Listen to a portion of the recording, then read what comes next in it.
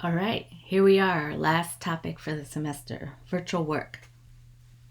So, virtual work is an energy method to solve statics problems, or a work method. And for these examples, we're going to focus on just pin connected members, although I'm going to use some simple examples of non pin setups to just at least get the principles started. So, as you remember, probably, hopefully, from physics, that work is basically force times displacement, right? Times a distance. So, it's force. A force will do some work when it undergoes some amount of displacement.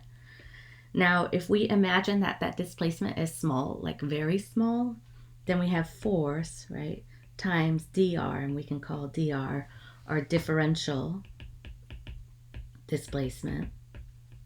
And therefore, we will have just a small amount, a differential amount of work being done. So du. U will be the variable that we'll use for work in this case. So this is just the differential work. Now, the thing with work is that it's only going to be done when the direction and the direction of the force and the displacement is the same.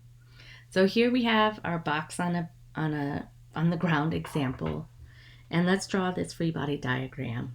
And we'll assume it has some weight, and we'll even go ahead and account for the frictional force in this case. So let's say the ground is not smooth. We're going to apply a force P. We know that the box has some weight. W has a normal force of whatever, minus W. And then we'll also account for the frictional force.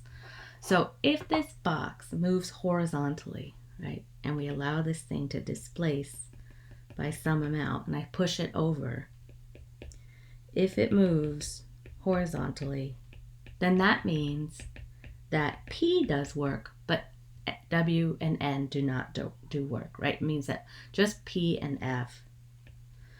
Then P and F did work, right? Because we have movement in that same direction. And W and N did no work, right? And that's kind of the basic idea here. So we can draw this again in a more abstract way. So let's say you have some particle, right, that gets hit.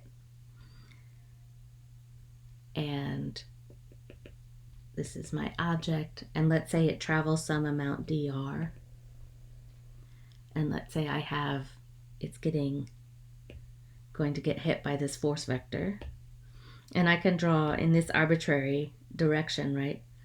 I can resolve this force vector into a perpendicular and a parallel, right? And I'm just calling this one parallel here because it's in the same direction as travel of dr, our particle, right? And this would be F perpendicular. So I've just resolved it into its two components, right? Choosing a coordinate system that's lined up with the direction of movement in this case, right?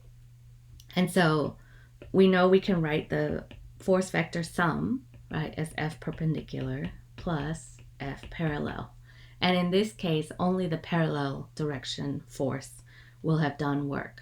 So that means that du is going to be equal to F parallel times dr, dr being the differential, right? So that's just F.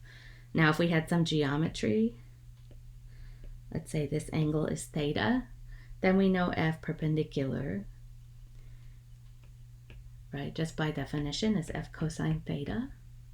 So this is going to be F perpendicular dr. I'm just writing the same thing again, F cosine theta dr. Okay, so that's for forces, but we know we can also do work if things rotate, right? And so this is just another type of displacement, right? But now it's a rotation.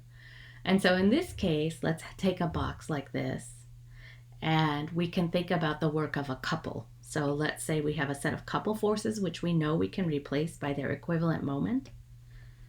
So that's what the moment is. And let's imagine that this box now rotates by some angle, right? And this would be our d theta. And so then the work that's done by this moment is just equal to the moment times d theta. Okay, but we're in statics world, right? And so how does this help us? Well, what we're talking about are not actual displacements, but they are just virtual displacements. So in this case, what we have are conceptually possible displacements and rotations of either all or some part of the system, but they don't actually happen, right? So they are possible displacements. And I think one of the things that becomes a little bit tricky sometimes for students is to imagine what the kind of displacement would be. So we could imagine an example where we have like just a beam against a wall, right? And it's possible, right? Let's say the wall is smooth, right, on the right-hand side, but not on the bottom. So we've done this kind of ladder type example before, right? And so we know we're going to have